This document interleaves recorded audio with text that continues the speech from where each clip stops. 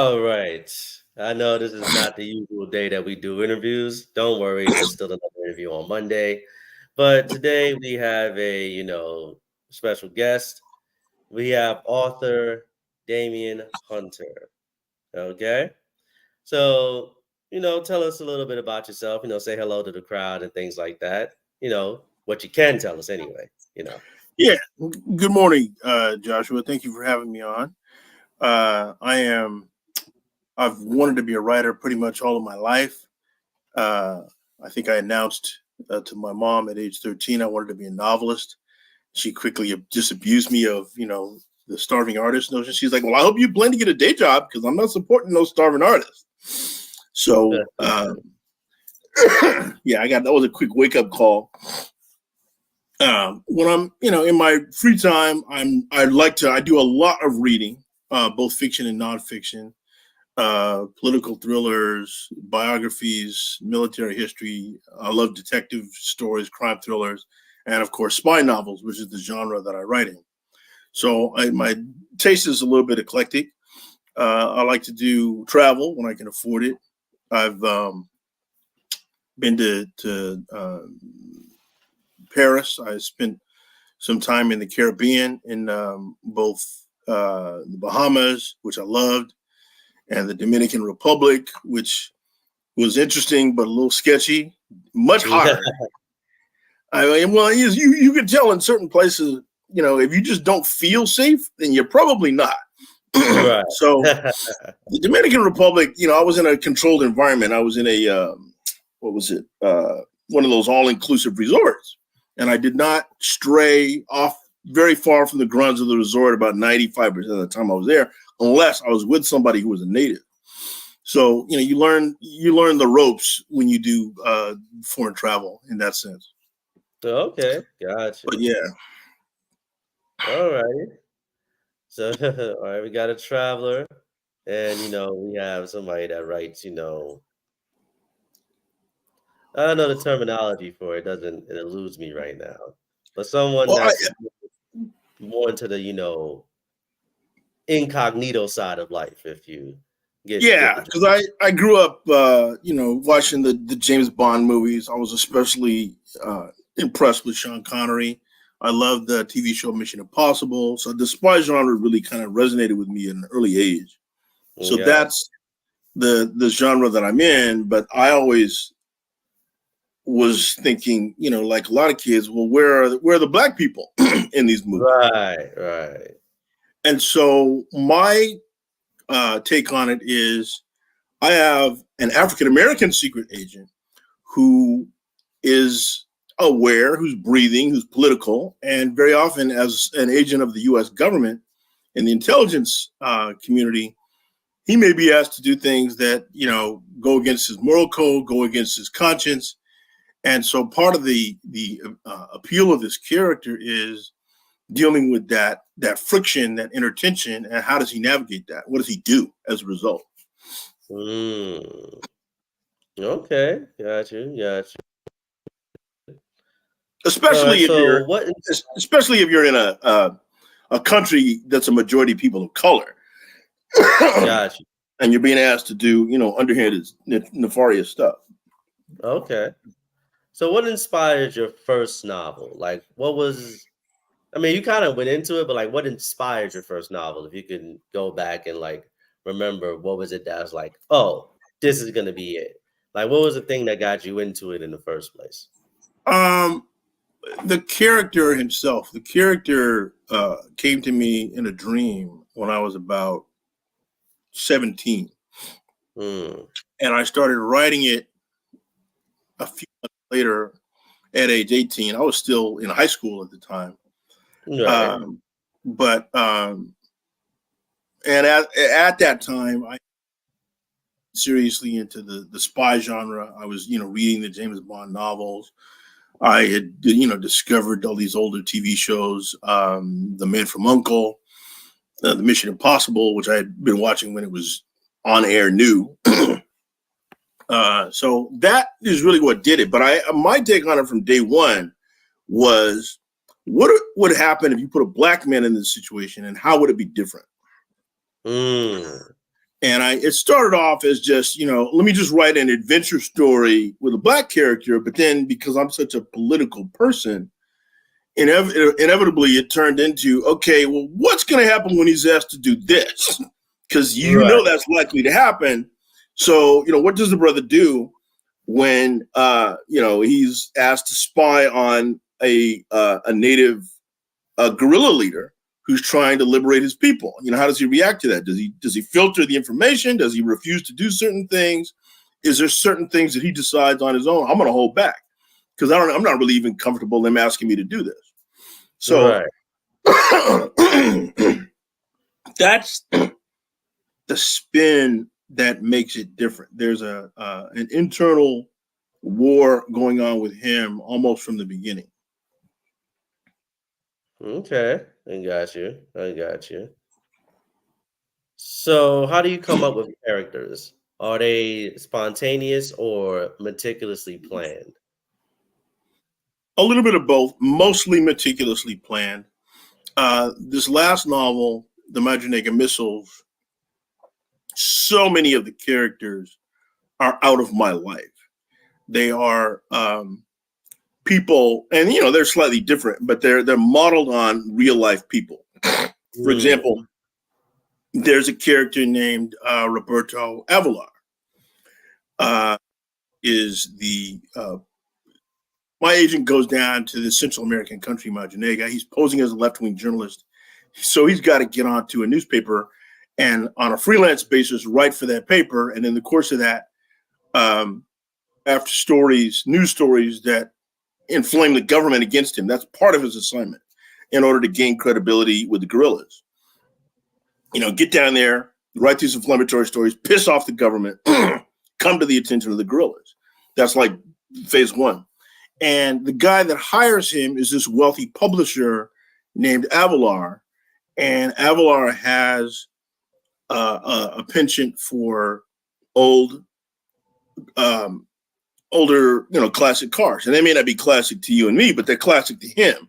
Like he loves one of his day car that he drives all the time is this pristine 1949 Ford Coupe. Well, that's not a big deal to you and me, but to him, he's like, oh, this is back when, Detroit built stuff to last. Right. And the car that he chauffeurs his family around in is a DeSoto, which is another car that's, defunct. You haven't seen any of those.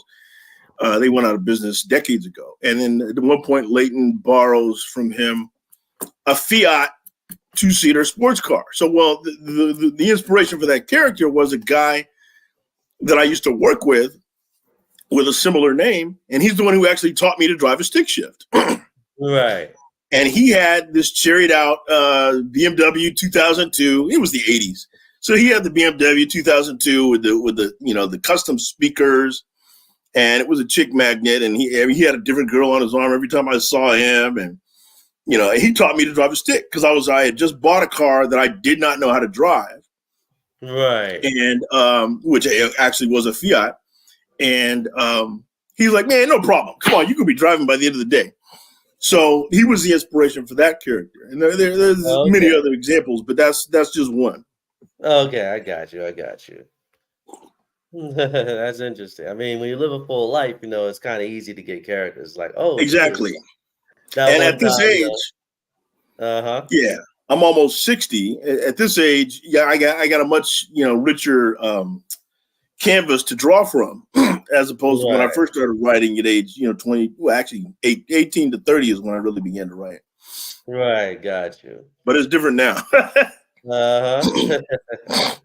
So, are there any books you recommend to first-time readers or people looking for something new? Well, obviously mine. I think I've got pride of authorship.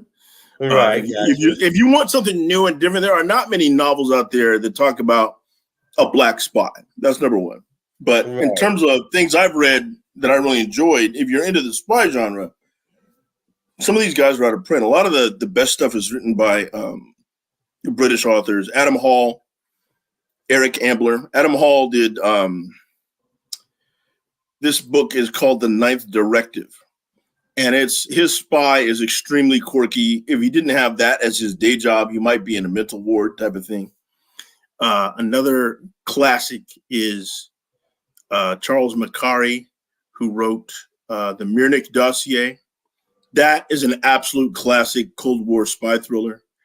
And one of the reasons I found out years later it's so realistic is Charles Macari may or may not be a pseudonym, but he's an actual ex-CIA agent. So his stuff is really like, wow, this is amazing. And he kind of takes you into a world, which is what I try to do.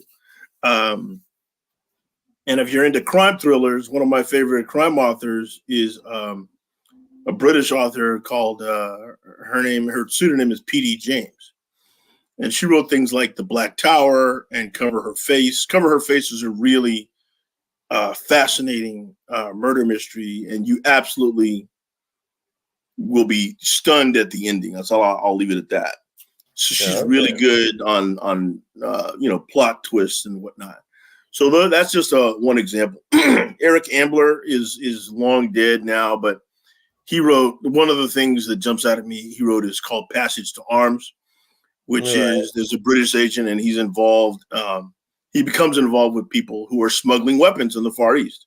So things of that nature. That kind of stuff just fascinated me. So those would be my off the cuff, my top 3 or 4 picks. Got you. All right. So what's the most difficult thing about being a writer, in your opinion? Getting your book marketed once it's published. Writing, everybody says, oh, writing is so impossible. If I can just get it written, I'm good. Well, once you've got it written, your work is just beginning. You get it written, you got it published. Okay. Now, how do you make sure people buy it? How do you make sure it comes to people's attention? And unless you have a heavy bankroll that can just pay people for marketing, and a lot of marketing services are absolute ripoffs. You know, they charge you these exorbitant fees and they do very little work. So you have to be kind of savvy about who do you pay and what are they doing.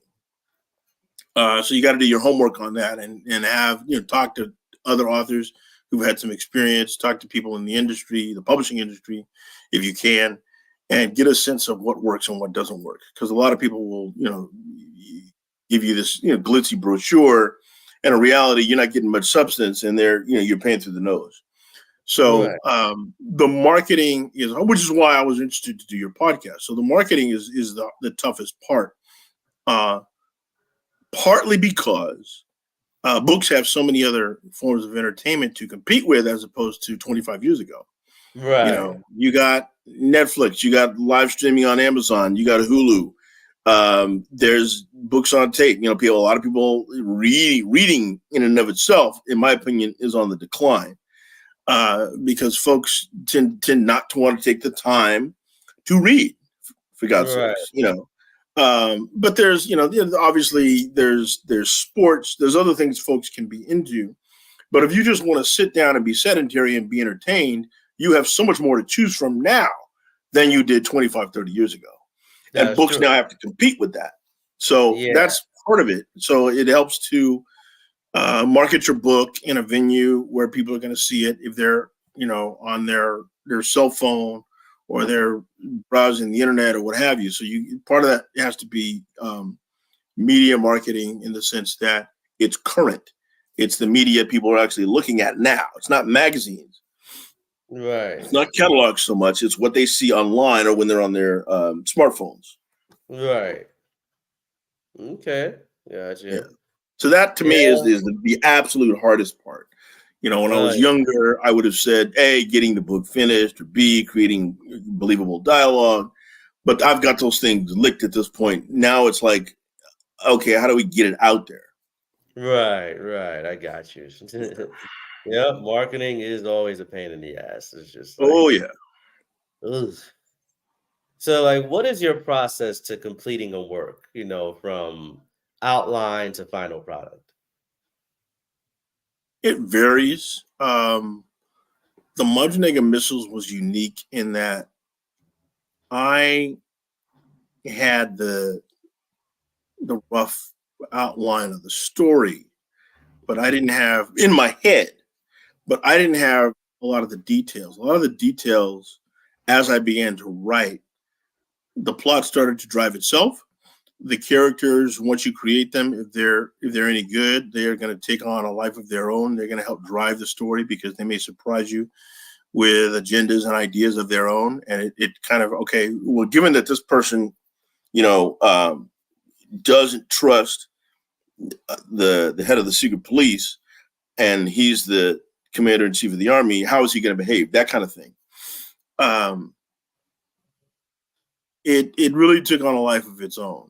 And it varied. Now with my first one, Secrets of State, it was the same character, black agent Leighton, and there was a love interest in the form of a black woman whose name was Paula Grant. And the original plan for Paula was for her to be a plot device to move the plot along, and she was going to die halfway, 3/4 of the way through the book.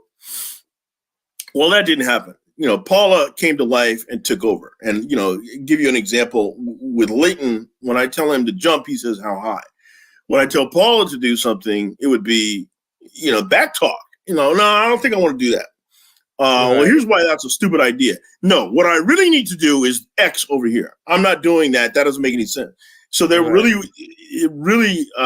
she became so three-dimensional and so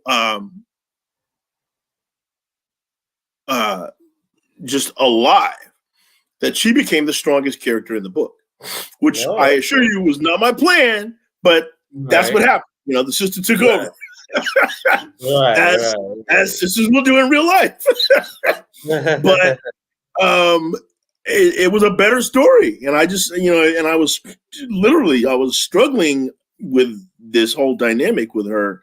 And then finally I just said, you know what, I need to let go and let this take its natural course. And I think it's a much better story for my having, surrendered, made that decision. Okay, I'm not going to fight her.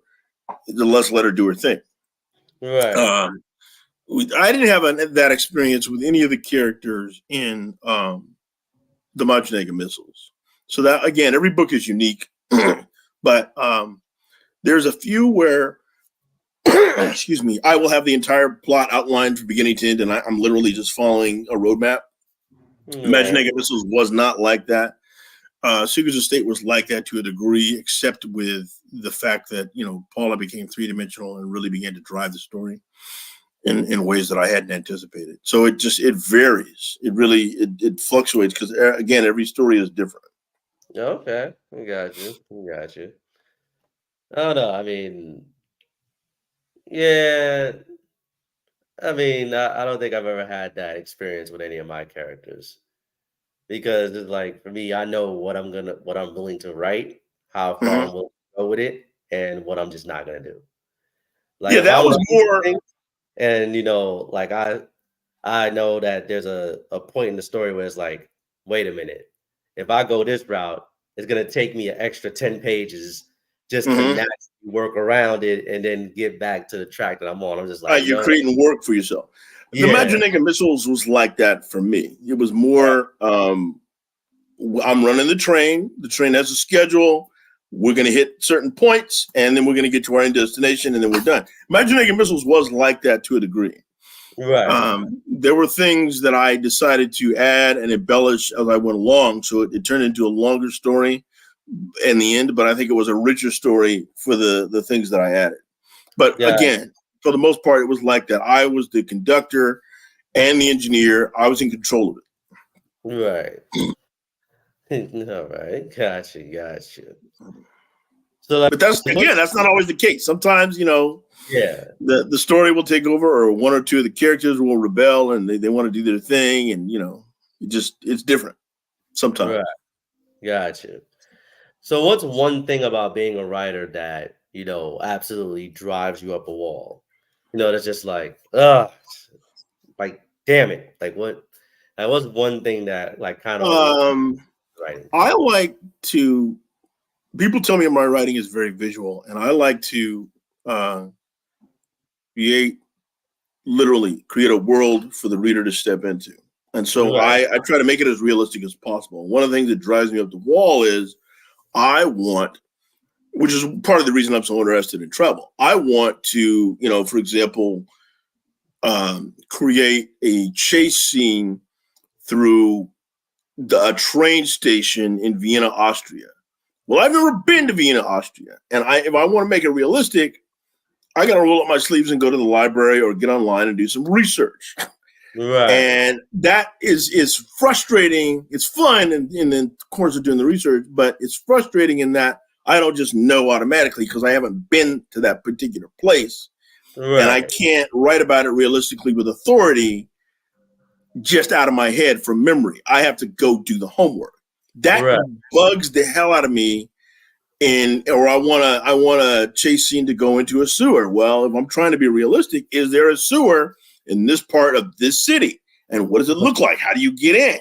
All that drives me up the wall because because I want to make it realistic. But if I don't do my homework, I'm going to run the risk of somebody who has been there reading this and saying, "Oh, this is a bunch of BS. This person made this up."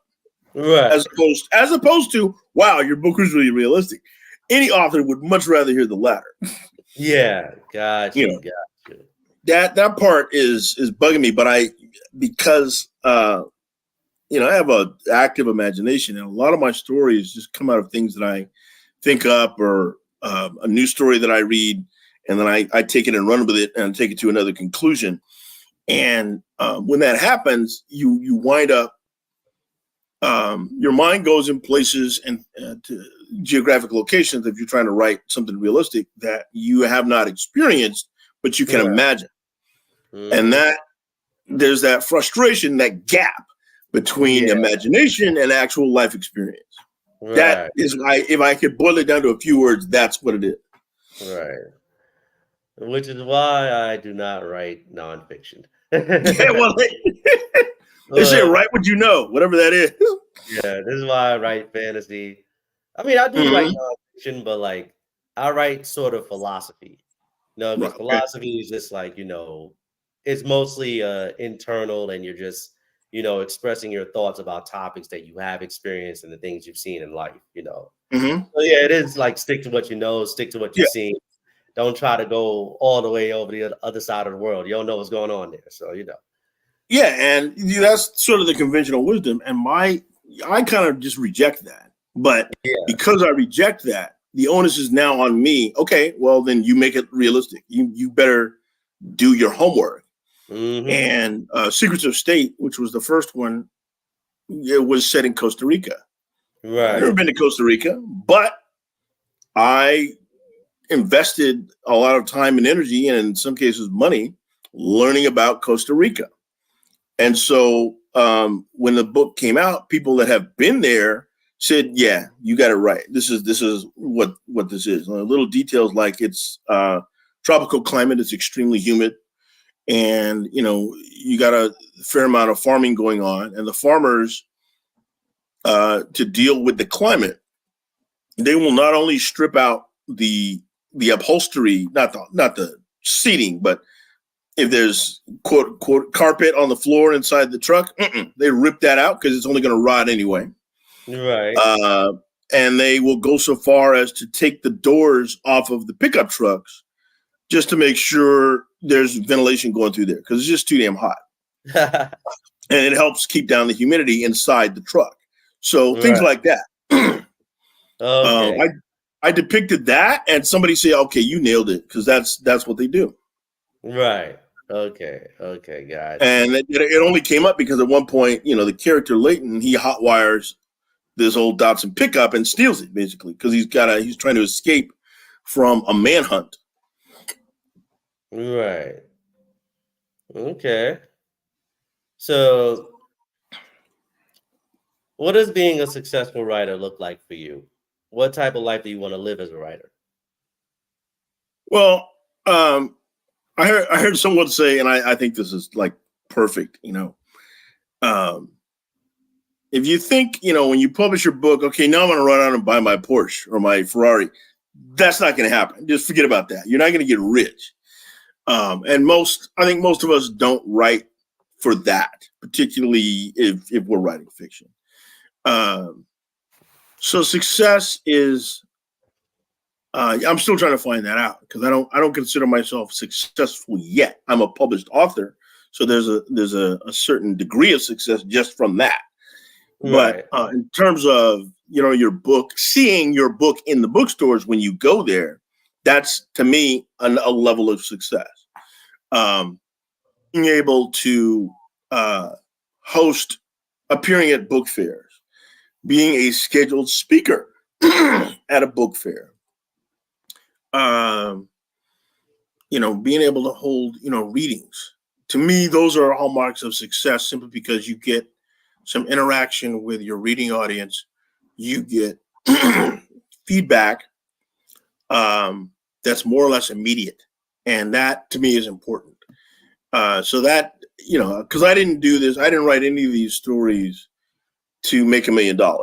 I didn't write any of these stories to get on the New York Times bestseller list. I may never get on the New York Times bestseller list, so that's not my standard. And because of the fact that my stories are political, and I'm writing about a black secret agent, two things which are outside a lot of folks' comfort zone. And when I say folks, I'm talking about mostly Anglos in the publishing industry who make the decisions on what's going to get the marketing behind it to push it. Okay, I'm not going to meet that litmus test because I'm outside their comfort zone. I'm way too political. I'm talking about black characters. So, New York Times bestseller list is probably not in my future. I could be wrong, but Right. that's just my thinking. So it's different when you're writing the kinds of things that I'm writing about. So your standard of success is relative. It has to be, so I've given you what I think are some indications for me personally of success, but none of them had to do with, having a fat check from the publisher. Right. None of them had to do with, being on the New York Times bestseller list or getting to go on Oprah and talk about my book. Those things may not Right. happen. Those things may not happen. Right. And I'm okay with that. Okay. All right. But So it's, you describe your yeah. go ahead. I was gonna say get to the last question. So describe your writing journey. If you had to write a story centered around that, do you think you could pull it off?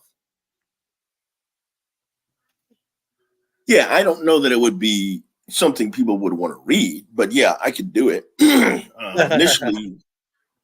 Initially I tried to go the traditional route. I tried to get an agent. I tried to go via a traditional publisher.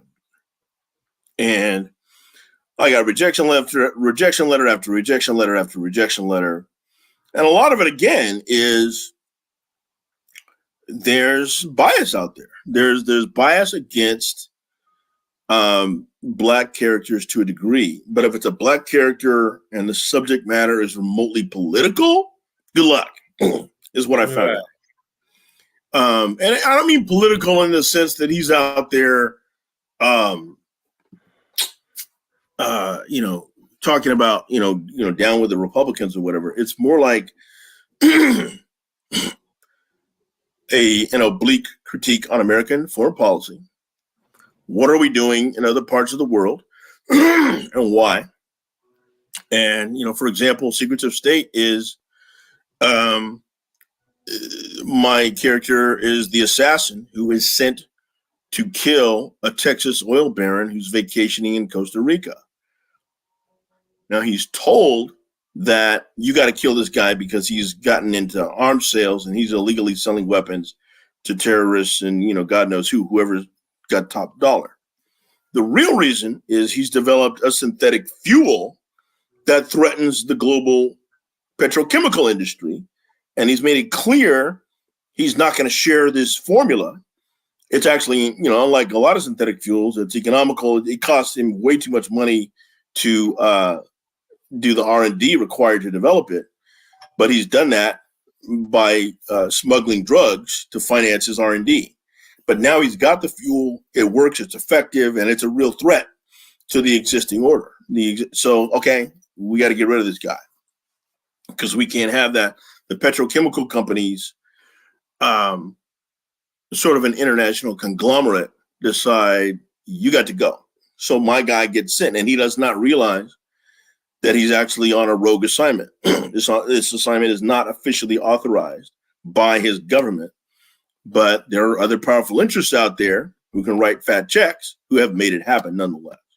So things of that nature, that may be, I think it's topical because, we all know that we need to be moving to alternative fuel sources, that fossil fuels are eventually going to run out, that, the oil industry in this country and elsewhere has done some nefarious things in its history, and up to and including, being less than enthusiastic about helping alternative energy sources get developed. So it's topical, and I think the enviros out there would embrace it, but very often that may not be the case with other folks. Modular missiles is an oblique critique on American foreign policy during the Reagan years in Central America because of the kinds of governments that the U.S. was supporting and what they are doing, what it means for the average citizen on the ground in that country in terms of, we talk about the Bill of Rights and the Constitution, and, we've got certain rights, the First Amendment and all that. They may not have that in that country. If you speak out against the government, you may be killed, or you may just disappear. There's a Spanish phrase, los desaparecidos, that disappeared because folks that the government decided to target for whatever reason, because in their mind or their perception, you stepped out of line. All right, hold on for just a moment because this person can't see the wait. Hold on. Not a problem.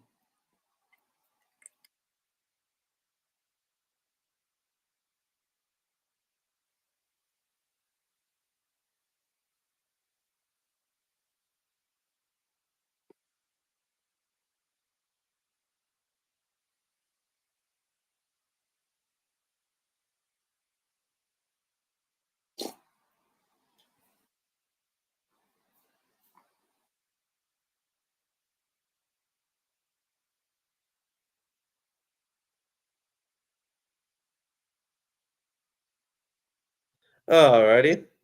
As you were saying? Yeah, I think so. Part of that is getting initially the struggle was to get something finished. I think I did the first draft of Secrets of State in about 8 or 9 months, but then I wanted to revise it because I didn't think it was ready for prime time. So that took another 9 years. So some of it is just getting to the finish line. And in comparison with the Majinega missiles, I was in a different situation economically. I had a lot more control over my time, and I got the first draft done again in 9 months, but it was much closer to being finished. So I spent maybe another 6 to 8 months polishing it and revising it, but that still took me only a year and a half, which is blistering speed compared to the 9 years it took me to get the first one done. So that has been part of the journey. That's definitely been part of the struggle. The other thing I'd say is getting to a point in life where you have the experience to create believable characters and dialogue. I wanted to do that when I started out, but I wasn't experienced enough of a writer, and I wasn't experienced enough in life to be able to do that. I can do that now. Right down to difficult conversations between men and women, the indirect things people will do when they're angry or displeased that might seem passive aggressive or at the very least indirect, but they're communicating somehow that they're not happy. So things of that nature. That's been a struggle. And then naturally the wall that has to be scaled at this point is marketing. Marketing. That's how do I get it out there? How do I tickle people's curiosity or their intrigue? And ultimately, I'm writing in a genre that everybody doesn't like spy thrillers to begin with. They may be attracted to the story for other reasons, but if they're not into spy thrillers, they may say no. Or they may like spy thrillers, but they may be turned off by the fact that my character is black. Okay, I'm not changing the character to deal with that. I may not advertise or emphasize that the character is African American because, in my view, that's not the most important thing about the character. He's not a black agent. He's an agent who happens to be black, but because of that, he has different perceptions and different reactions to things, and that periodically it pops up in the story. You know, Mm, the fact that he might get hassled a little bit more by airport security. mm. They may decide, let's take everything out of your bag. You've already been through the metal detector. We know you don't have anything dangerous, but we feel like messing with you. We want to mess with the Negro today. That Got kind of you. thing. Got you. And the stress and the suppressed anger of dealing with BS like that. Mm. That contributes. That literally will take years off your life in a cumulative sense. Right, When you've right. had to deal with that for the umpteenth time. Yeah, yeah, I get what you mean. Yeah. Anyway, that's all the questions that I have for you today. And I'd like to thank you for, taking the time and, coming on and, just being part of the show. And I'd like to thank the three people that, came to this, little interview and decided to watch for a little bit. Thank you guys. Um, and, now will be, your time to promote your book, just yeah, you got the floor to just promote your book, and we'll go ahead and wrap it up after that. Great, thank you, Josiah. Well, this is a book again about. It's set in 1983. It's in the fictional country of Madrigal, which is right next to Honduras. I created my own country because I wanted to create my own geography. But again, it's a black agent. He is directed to infiltrate a guerrilla movement, an indigenous guerrilla movement, because they have seized from the military government uh, a group of 4 cruise missiles, and his job is to antagonize the government, come to the attention of the guerrillas, and have the guerrillas take him into his protection before the secret police can kill him. Um, and then find out where these missiles are and arrange for their extraction. So it's a kind of a tortured plot. It's a difficult assignment. He may be killed before he can get it, and then even once he's infiltrated the guerrillas, if their leader discovers that he's an American agent, she'll kill him too. So he's never out of danger for the entire period. I really tried hard to capture the uh, the stress of the agent who's undercover, but also the climate of political violence in Central America at that time, and the fact that how U.S. foreign policy was helping to drive that. So it's very affordable. I think $13.99. It's available on Amazon. It's available at Barnes and Noble, and also via my publisher, bootstrappublications.com. So check it out. All right. Well, again, thank you for coming on the show, and Thank you, that's all Joshua. all for today, folks. And you know, I'll see you guys on Monday, and Damien, I'll see you on the flip side. All right. Thank you. All righty.